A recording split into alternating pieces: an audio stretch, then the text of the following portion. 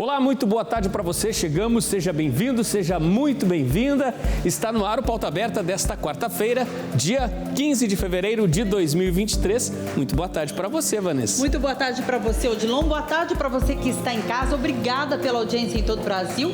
E nós convidamos você a conferir os destaques de hoje. O número de crianças vítimas da desnutrição no Brasil já é o maior desde 2012. O levantamento, que retrata uma realidade alarmante, foi feito pela Sociedade Brasileira de Pediatria, com base nos números do Ministério da Saúde analisados nos últimos 10 anos. Começaram nesta quarta-feira a ser liberados os pagamentos do PIS/PASEP de 2023, referentes ao ano base de 2021. 22 milhões e 900 mil trabalhadores têm direito ao benefício. O governo federal anuncia que deve retomar ainda este ano as obras para a conclusão de 38 mil unidades habitacionais do programa Minha Casa Minha Vida. 80% das 170 mil obras aproximadamente não concluídas no país são contratos que haviam sido fechados entre os anos de 2012 e 2014. Na saúde, a campanha Fevereiro Laranja dá um alerta à população do país sobre os sintomas da leucemia, que podem ser facilmente confundidos com os sintomas de outras doenças. No ritmo do carnaval, é tempo também de bons negócios para alguns inteligentes empreendedores. A Folia garante reforço extra no orçamento nessa época do ano. Sobe para mais de 41 mil o número de mortes confirmadas em consequência do terremoto do dia 6 de fevereiro na Síria e na Turquia. Mais de 210 horas depois dos fortes tremores, uma mulher de 77 anos foi resgatada com vida na cidade de Adiamã, na região centro-sul do país. A Ford anuncia o desligamento de quase 4 mil funcionários da indústria ao longo dos próximos 3 anos, nas unidades da montadora espalhadas pela Europa. E nossos repórteres levaram um bate-papo com uma campeã de esgrima, uma brasileira que está muito perto de conquistar uma vaga importantíssima e histórica para a modalidade do nosso país nos Jogos Olímpicos de Paris. Fique ligadinho com a gente, o Pauta Aberta começou.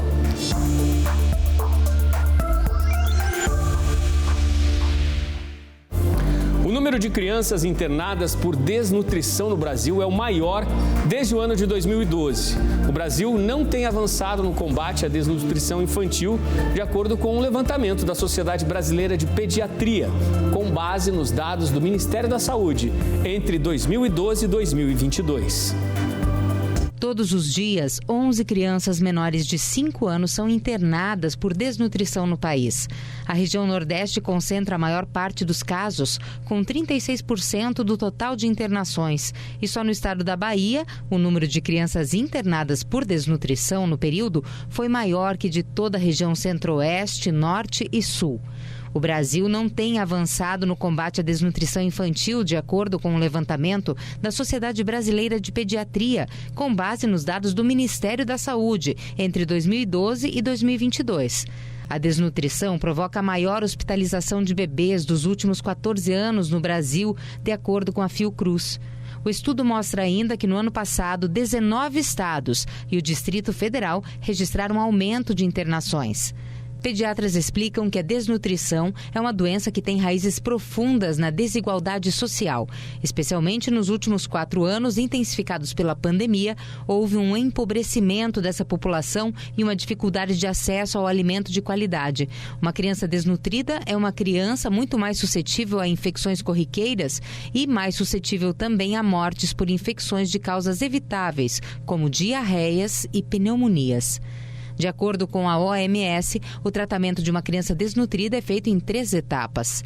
Estabilização, principalmente nos casos de internação hospitalar, reabilitação, que é quando se passa a oferecer para a criança alimentos variados, e acompanhamento de médio e longo prazo, com acesso fundamental a alimentos na quantidade e na qualidade corretas, o que não é algo simples para todo mundo. Para especialistas, o combate à desnutrição infantil precisa mobilizar diferentes ações governamentais para diminuir desigualdades e divulgar informações.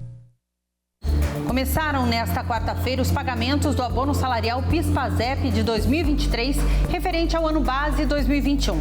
A estimativa é que cerca de 22 milhões e 900 mil trabalhadores recebam o abono salarial, no valor total de 24 bilhões de reais. Para o pagamento do PIS, é considerado o mês de nascimento do trabalhador.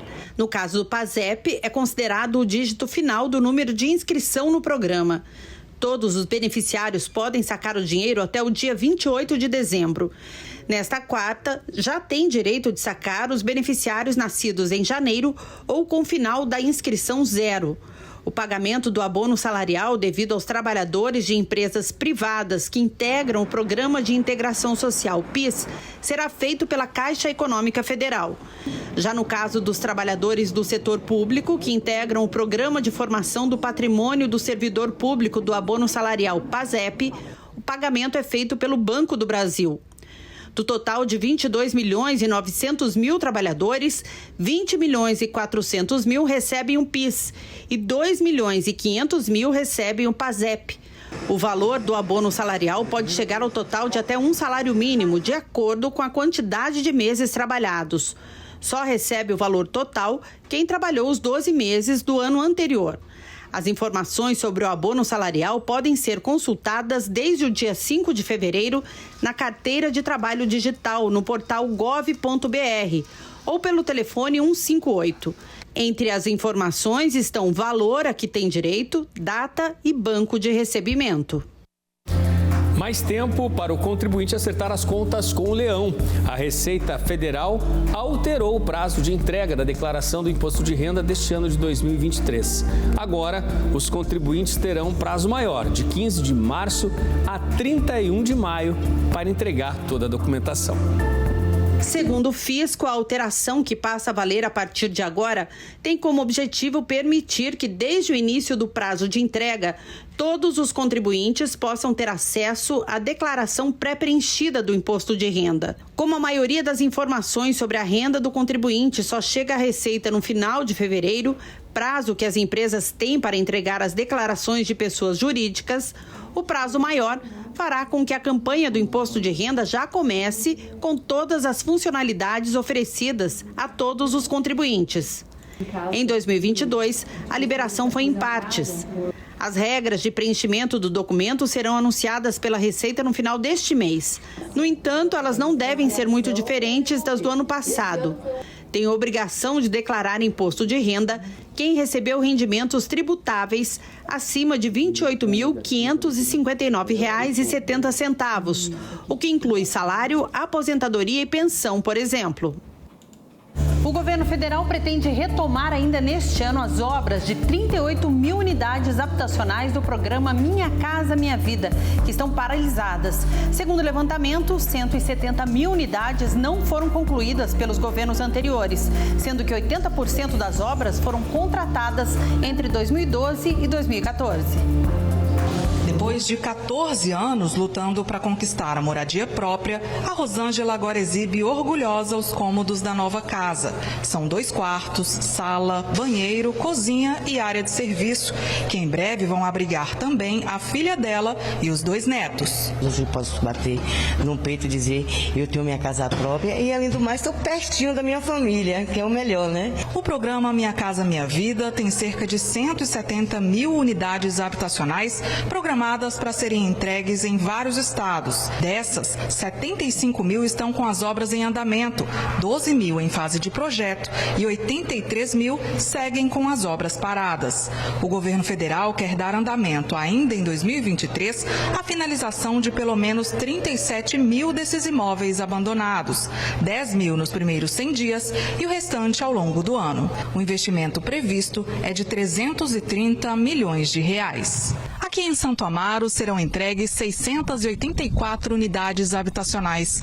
A retomada das obras nos residenciais Vida Nova Santo Amaro e Vida Nova Sacramento incluiu pavimentação asfáltica, pintura externa e a poda de plantas, por exemplo.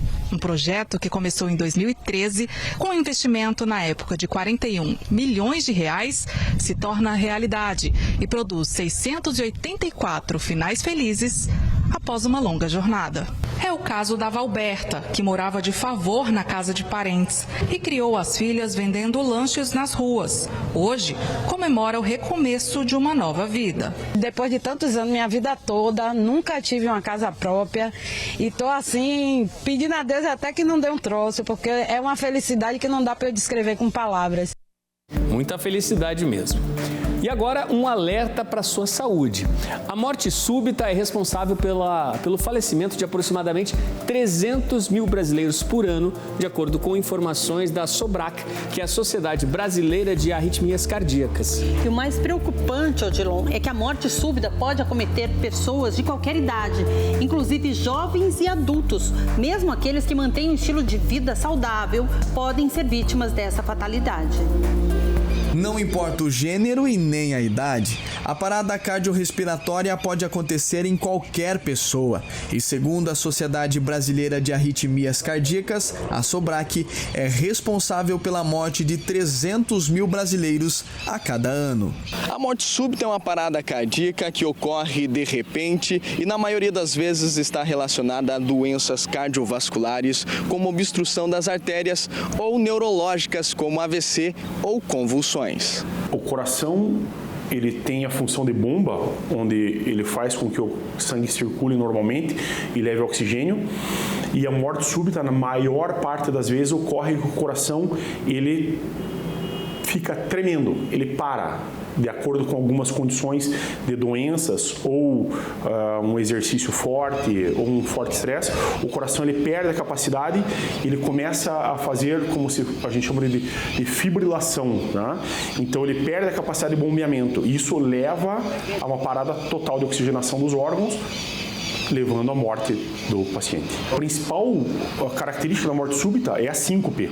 Então, a pessoa está sem nenhuma queixa, ela pode estar caminhando, pode estar parada, e ela tem uma síncope, que é um desmaio. Não é incomum a morte súbita acontecer em jovens atletas que levam uma vida bem regrada, principalmente na alimentação. Na maioria das vezes, a causa está ligada a uma doença difícil de ser diagnosticada, a cardiomiopatia hipertrófica. Os músculos do coração ficam mais espessos, dificultando o bombeamento do sangue. O atleta, por mais performance que ele tenha, ele precisa fazer os exames periódicos, passar por um cardiologista, entender como que funciona a máquina dele, para depois ele passar por avaliações físicas, né? Para entender em que nível que esse atleta se encontra, para que o planejamento de treinos seja direcionado para as necessidades individuais. Um dos casos que chamou a atenção foi o do jogador de futebol Alexandro Lampis, de 21 anos, atleta do Iliopoli da Grécia. Ele sofreu uma parada cardíaca durante uma partida em fevereiro de 2022 e não resistiu. Outro caso foi o do ex-jogador Murilo Ribas, o capilé de 40 anos. Ele morreu enquanto jogava futevôlei com os amigos. O irmão dele conta que Murilo mantinha sempre um bom condicionamento físico. Ele gostava muito da bola, mas não só da bola, gostava muito do esporte de maneira geral. Então ele foi mesatenista, ele jogou handebol na escola, ele praticou skate, ele foi atleta de surf e o futebol foi, acho que a modalidade que ele mais participou de torneios, campeonatos. Converse com seu médico, seja feito um histórico familiar, visto pressão, auscultado, conversado com esse paciente. Se necessário, fazer os exames complementares, que vão desde um eletrocardiograma, que é um exame mais simples, até exames mais sofisticados, como um ultrassom do coração, o teste ergométrico, ou até mesmo uma ressonância magnética do coração ou uma tomografia cardíaca. E aí você vai ligar. O alerta tá dado, hein, gente? Vale para todos nós. A gente continua a falar sobre saúde porque a campanha Fevereiro Laranja traz o alerta, né, sobre os sintomas da leucemia. Eles são facilmente confundidos com os de outras doenças e não tem como prevenir quando este tipo de câncer chega nas crianças e nos adolescentes. No entanto, é possível melhorar muito as chances de cura se o diagnóstico for precoce. O Heitor é pura energia. O menino foi diagnosticado com leucemia em 2020. Durante o tratamento, Heitor até fez parte de campanhas da Associação Peter Pan aqui em Fortaleza. Agora, ele parece outra criança. Mas a mãe lembra quando percebeu que ele estava doente. A partir do momento que ele apresentou dificuldade de se locomover dentro de casa e com um pouco de fraqueza, assim, ele não tinha disposição de andar, de brincar, só queria ficar deitado. Não queria nem se alimentar também. Foi essa também uma diferença que eu percebi. Ele começou a perder peso. Os dois voltam a Fortaleza uma vez por semana. E dá para perceber que vir do interior vale a pena, porque o garoto tem vencido o câncer e até voltou para a escola. Na educação física é legal. E o resto? É muito legal também a agenda, muitas coisas muito legais. A leucemia nas crianças não é uma doença que tem qualquer tipo de prevenção. É por isso que a atenção dos pais é tão importante. O Fevereiro Laranja existe para alertar sobre essa atitude. Para os pais que têm a suspeita de que o filho pode estar com qualquer tipo de sintoma de câncer, de leucemia, o Centro Pediátrico do Câncer tem as portas abertas e recebe os pacientes que são encaminhados sem qualquer fila de espera. Em 2022, foram diagnosticados 81 casos aqui no CPC. É importante lembrar que se o diagnóstico for precoce, a leucemia tem 70% de chance de cura nos países subdesenvolvidos. Esta oncologista pediátrica afirma que os sintomas podem ser confundidos com outras doenças, mas quando não cedem, é preciso procurar ajuda médica. É a febre, é o cansaço, é a palidez, as manchas roxas pelo corpo, pode haver sangramento nasal, dores nas pernas. A partir do momento que eu encontro uma criança ou mesmo um adolescente apresentando esses sinais, somados, digamos assim, e persistentes, a gente precisa pensar na possibilidade de câncer, precisa pensar na possibilidade de uma leucemia. Para disseminar informação, a Associação Peter Pan criou o app Onco, um aplicativo que explica sobre os tipos de câncer que acomete a infância e traz dicas de cuidados com os pacientes e também sobre tratamentos. Além disso, no Instagram da instituição tem o link para cursos à distância voltados para profissionais de saúde, o ead.app.org.br. Hoje nós já conseguimos chegar a 21 estados do Brasil, no que diz respeito a oferecer essa ferramenta para que os profissionais fiquem realmente capacitados em realizarem o diagnóstico do câncer de forma precoce. Além de festa, o carnaval é também uma época de oportunidades para os empreendedores. Muita gente aproveita para reforçar o orçamento ou pôr em prática uma nova ideia ou produto. E neste momento de muito movimento, é importante focar na fidelização para ter clientes o ano inteiro. Ceissa é designer de moda. Ela investiu no nicho das fantasias quando criava roupas para ir para outros carnavais, como o de Olinda. Hoje, ela reconhece na festa um start para outras datas que também rendem lucro com a venda destes adereços. No ano, eu tenho 3 períodos que as pessoas me procuram muito, que é carnaval, festa junina e final do ano. E o carnaval, o pessoal vem muito eufórico. Além de eu poder usar um material mais barato, poder usar mais a criatividade para diversificar mais em termos de material, tem um retorno financeiro bem melhor do que final do ano, por exemplo, entendeu? No final do ano acaba que eu preciso usar materiais mais caros. Dá para perceber que esse é mesmo um diferencial da empreendedora. Basta olhar a roupa na modelo e saber que cada peça é feita à mão. Nem toda época é como o carnaval, mas a Ceissa aprendeu a conquistar os clientes para outras épocas do ano. Para os empreendedores mais criativos, o carnaval é considerada uma época muito promissora. Grande desafio é fidelizar os clientes. Para isso, os especialistas dão algumas dicas, como investir no marketing digital, manter a decoração temática, tanto nas redes sociais quanto nas lojas físicas, e também investir em novas parcerias. Esta especialista confirma que o carnaval é um período para iniciar alguns bons investimentos. Mas se o negócio depender de uma data passageira, o empreendedor precisa trabalhar com rapidez, planejamento e criatividade. A boa notícia é que ela garante que é possível driblar a sazonalidade se seguir algumas dicas. Tratar bem o cliente, estar preparado para esses períodos de alta demanda, eles vão ter frutos para o ano inteiro. E aí, a criatividade, junto com as promoções e o marketing digital, vão fazer a diferença para que você tenha meses excepcionais, mas meses também muito bons. E aqui na nossa terra, quase todo dia é sol. Então, esses produtos têm uma alta demanda. No próximo bloco, sobe para mais de 41 mil o número de mortos no terremoto que atingiu a Síria e a Turquia no último dia 6 de fevereiro. E ainda no Pauta Aberta de hoje, um papo do nosso repórter Dirk Lopes com a brasileira campeã de esgrima, que está muito perto da vaga nas Olimpíadas de Paris 2024. O intervalo é rapidinho, a gente volta já.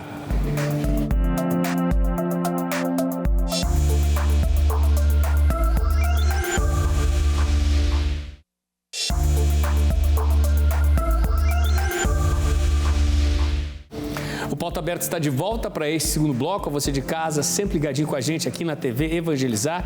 Muito obrigado pelo carinho da sua companhia, pelo carinho da sua audiência aqui com a gente.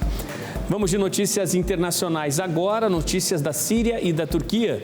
Os países que sofrem com as consequências gravíssimas aí do horror que foi o terremoto que atingiu tanto Síria quanto Turquia. As autoridades dos dois países já confirmam mais de 41 mil mortes em consequência da tragédia. E apesar da dor, há momentos de glória entre os socorristas. Mais de 210 horas depois do tremor, uma mulher de 77 anos de idade, uma senhora, foi resgatada com vida. Milagre, né? É um milagre em meio ao caos. O nome da mulher, uma idosa de 77 anos que renasceu dos escombros mais de 210 horas depois da tragédia, é Fátima Güngör. O resgate foi na cidade de Adıyaman, região centro-sul da Turquia, a quase 1.300 quilômetros de Istambul, a maior cidade do país. Embora a ONU tenha destacado nas últimas horas, nos últimos dias, que o foco da operação mudou, porque é preciso garantir abrigo, as mínimas condições de sobrevivência aos milhares de turcos e sírios que perderam tudo com o terremoto, de forma até surpreendente para muitos de forma milagrosa, vítimas têm sido encontradas com vida nessas últimas horas. Entre as tantas imagens assustadoras e impressionantes dessa tragédia, uma tem recebido especial destaque no sul da Turquia, muito perto da fronteira com a Síria. É que o tremor abriu um abismo no meio de um terreno onde eram plantadas oliveiras. Virou um vale que dividiu a área. Formou-se um abismo de aproximadamente 40 metros. E são 300 metros que agora separam a área de cultivo das oliveiras, a área rompida em meio ao tremor. Os impactos de uma forte crise que não é de hoje na indústria automotiva levaram a Ford a anunciar esta semana o desligamento de quase 4 mil funcionários nos próximos 3 anos das unidades da marca na Europa. De acordo com a indústria, a decisão faz parte de uma nova estratégia na tentativa de fortalecer, de tornar mais competitiva a marca norte-americana na Europa. A montadora americana Ford anunciou nesta terça-feira que vai suprimir 3.800 postos de trabalho nos próximos 3 anos na Europa, 3.600 deles na Alemanha e no Reino Unido, com a alegação de que precisa aumentar a competitividade da empresa. A companhia informou que vão ser cortados 1.700 cargos na área de desenvolvimento de produtos e 600 na área administrativa na Alemanha. No Reino Unido, 1.000 funcionários da divisão de desenvolvimento e 300 da administração vão ser demitidos. A montadora não mencionou outros países que vão ser afetados por 200 demissões. O diretor-geral da Ford Model para a Europa afirmou que foram decisões difíceis que não foram tomadas com um ânimo leve. A empresa afirmou que a decisão pretende revitalizar os negócios na Europa e levar a Ford a competir no mercado com maior rentabilidade. Os cortes vão acontecer ao longo de 3 anos e devem começar com um programa de demissão voluntária. Preocupação no campo. O surgimento da ferrugem asiática em lavouras de soja na região noroeste do Paraná pode comprometer os resultados da safra 2022-2023. Uma lavoura aparentemente saudável, mas que esconde em suas folhas um risco. A ferrugem asiática foi identificada em lavouras de soja de Maringá e outros municípios da região noroeste e norte do Paraná.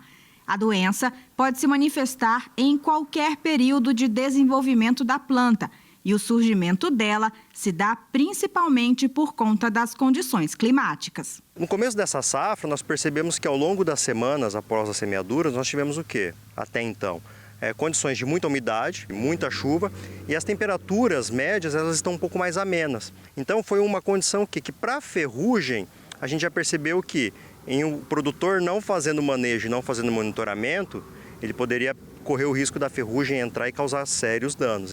Logo no início da safra 2022-2023, agrônomos da Cocamar, Cooperativa Agroindustrial, já haviam alertado produtores sobre a possibilidade do surgimento da doença, que, para ser prevenida, requer um número maior de aplicações de fungicidas. As estratégias são o quê? Início de manejo preventivo.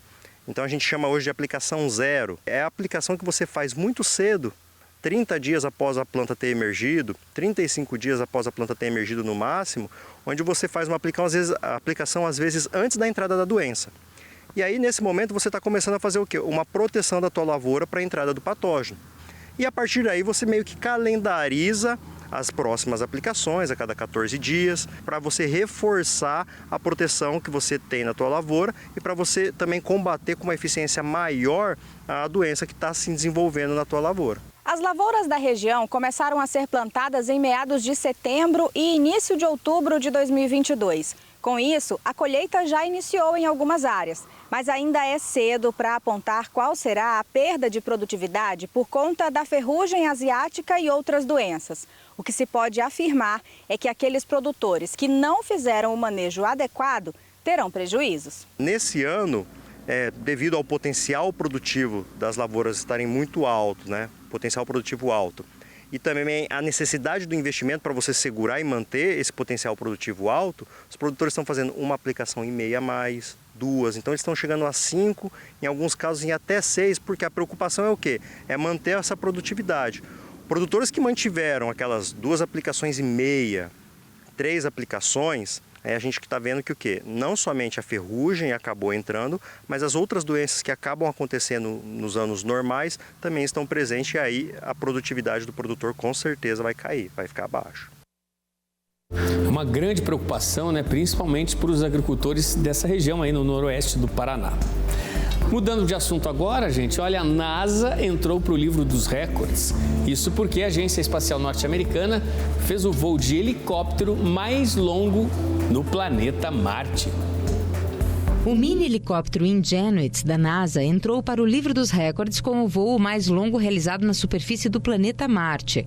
Em 2021, a mini aeronave fez o histórico primeiro voo motorizado e controlado no planeta vermelho para avaliar as condições de voo no planeta.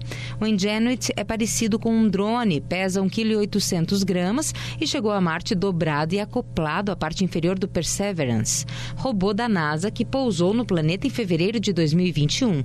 Um ano depois, em abril de 2022, o Ingenuity estabeleceu vários recordes com seu 25º voo, quando percorreu 704 metros por uma cratera. Oficialmente, segundo o Guinness Book, esse foi o voo mais distante em Marte até o momento.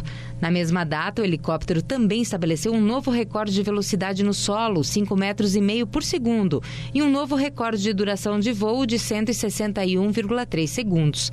Até agora, o Ingenuity fez cerca de 30 voos experimentais. A NASA e a ESA, que é a Agência Espacial Europeia, planejam construir e lançar no final desta década 2 equipamentos parecidos que vão transplantar ao planeta Terra amostras de rochas e solo de Marte. Se tudo der certo, 30 amostras devem ser coletadas em 2031 e devem chegar à Terra em 2033. A NASA decidiu que cada helicóptero está sendo projetado para transportar um tubo de amostra do robô por vez, fazendo várias viagens de ida e volta. As agências esperam que essa nova estratégia diminua a complexidade das futuras missões a Marte e garanta o sucesso do programa espacial. É sempre interessante acompanhar essas conquistas espaciais, não é? Agora, mudando de assunto, o programa Pauta Aberta conversou com uma campeã de esgrima que está de olho na Olimpíada de Paris no ano que vem. Ela ganhou as 2 últimas etapas da Copa do Mundo de Esgrima e conversou com a nossa equipe direto da França. Nathalie Morhausen nasceu na Itália, mora na França e tem avós brasileiros. É naturalizada e já morou muitos anos no Brasil. Só nesse ano ela ganhou 2 etapas no circuito da Copa do Mundo de Esgrima, em Doha, no Catar, e em Barcelona, na Espanha. Não só consegui conquistar um Grand Prix, que nunca tinha acontecido, mas outro recorde para mim foi poder ganhar 2 competições seguidas. Ela já competiu em 3 Olimpíadas: Londres em 2012, Rio de Janeiro em 2016 e Tóquio em 2021. Agora está na expectativa de classificação para a Olimpíada de Paris em 2024. O fato de eu ter ganhado cria cria muitas expectativas da família, dos amigos, do país que você representa, mas ao final das contas, para mim, acho que entendo as grandes expectativas de todo mundo de saber se eu vou estar ou não em Paris 2024. Nathalie treina esgrima no Clube Pinheiros de São Paulo e decidiu competir pelo Brasil. Ela fala da dificuldade e responsabilidade de competir pelo país, que não tem tradição no esporte. Isso não representa para mim um obstáculo para eu poder sozinha, eu mesma, poder construir e fazer a diferença com aquilo que eu faço, com a esgrima, com a minha arte no país. Vamos de futebol agora. A CBF divulgou no fim da tarde da terça-feira a tabela completa do Brasileirão 2023. E eu quero aqui adiantar para você, torcedor, aqui no Pauta Aberta, os jogos da primeira rodada. Acompanhe comigo, a gente preparou uma tela.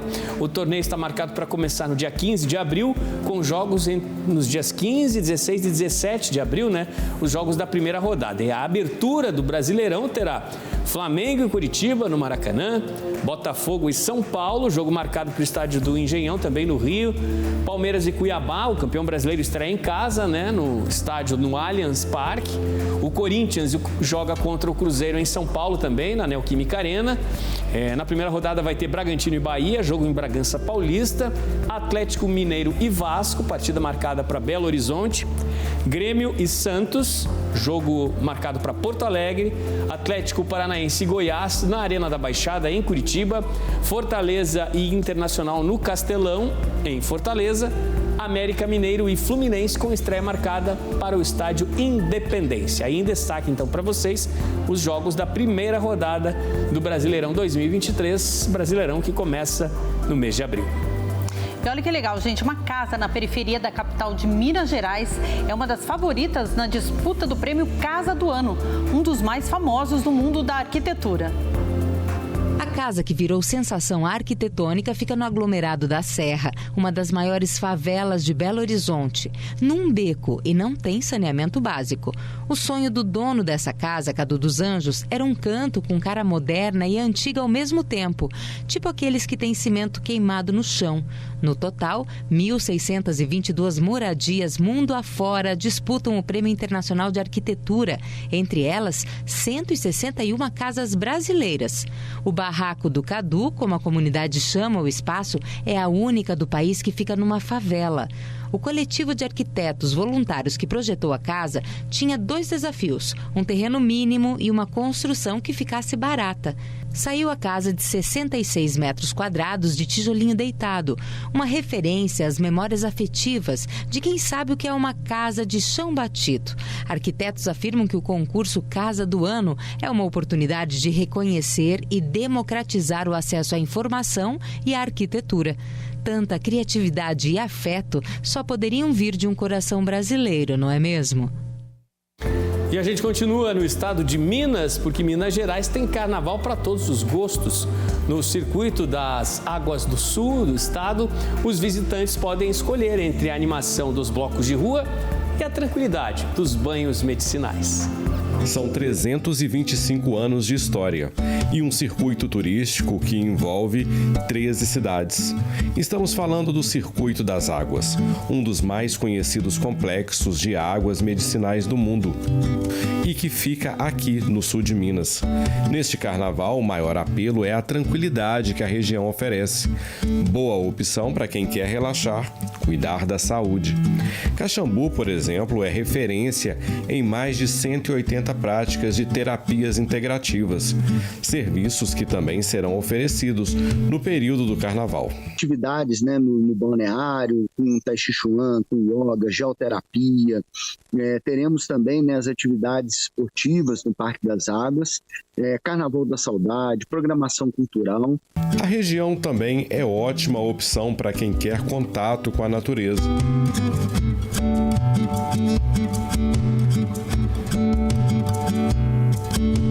Mais do que nunca, em tempos de pós-pandemia e isolamento social, percebemos a importância de cuidar da saúde emocional e física.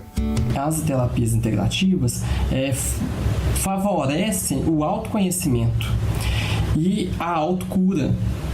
Porque quanto mais a gente se conhece, mais a gente também entende, né, que a gente pode buscar essa própria cura. Embora esteja mais para o circuito do Carnaval da Tranquilidade, a cidade também tem opções para quem quer cair na folia. A gente tem uma expectativa aqui na região como um todo, a gente receba mais de 200 mil pessoas ao longo do mês de fevereiro, também tanto nos carnavais antecipados, né, quanto também nas atividades normais de carnaval que venham visitar a cidade. Na Serra da Mantiqueira, São Lourenço é outra opção para quem busca tranquilidade e harmonia com a natureza. O trem das águas, as rotas de café, o Parque das Águas, então tudo isso aí vai trazer uma situação bem confortável para os turistas que vão estar chegando aqui. Mas também tem suas tradições no carnaval. O Bloco do Pijama completa este ano 35 anos. O Bloco do Pijama é tradicional no sul de Minas. Ele abre na sexta-feira o carnaval.